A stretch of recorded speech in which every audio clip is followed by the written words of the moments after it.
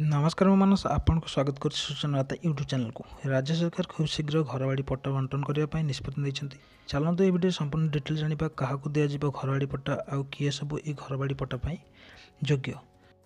ये आप देखिए घर ढी न परिवार को सरकार दे पट्टा माने जो मानकर घर करने को जगह ना से परिवार को सरकार पट्टा प्रदान करेंगे। चलते संपूर्ण डिटेल जाना ये वीडियो। घरढी नथिया परिवार को सरकार देवे घरढिया पट्टा आसंता डिसेम्बर मास सुधा हिताधिकारी चयन कर सरकारी पट्टा बंटन करेंगे। माने जो मान को हिताधिकारी चयन कराई किंतु से एपर्तन पट्टा मिलनी जो लोक मान जो मैंने चयन कराइले पट्टा मिलनी से पट्टा दिहब। तापर खूब शीघ्र सर्वे कार्य शेष कराया योग्य हिताधिकारी मान पट्टा प्रदान करने को निर्देश देते राजस्व और विपर्य परिचालना मंत्री सुरेश पूजारी। यही सर्वे हूँ सर्वे कार्य शेष होगापर जो मैंने इलिजिबल जो मैंने पट्टा पाइबापी से पट्टा प्रदान करेंगे। तब राज्य जो मान निजर घर बाड़ी कि डीह बोली कहले किसी ना से सरकार तरफ पट्टा प्रदान कर। देखो राज्य ये जो आम ओडिशा राज्य में जो मानकर घर बाड़ी करने को मान घर करने को जो मान किसी जगह ना पट्टा भी ना से ही पट्टा प्रदान कर लोक मान जहाँ अच्छे से पट्टा प्रदान करना।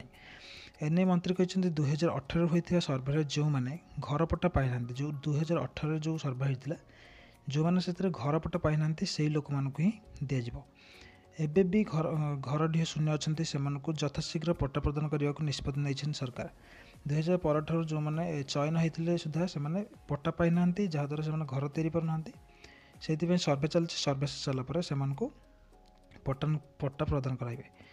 सेहीपरि सरकारी और सरकारी अनुदान प्राप्त शिक्षा अनुष्ठान दखल सरकारी जमी को से ना रेकर्ड करने को पदक्षेप नि। देखो ये भी कहते जो सरकारी और सरकारी अनुदान प्राप्त शिक्षानुष्ठान जो अच्छा दखल करके जो मैंने अच्छा से जो पट्टा जो दिज्व से भितर ही काढ़ी दिज्व जहाँ कि बेआईन भाव में जो मैंने दखल कर रही से पट्टा दिज्व जो मानकर चयन होता 2018।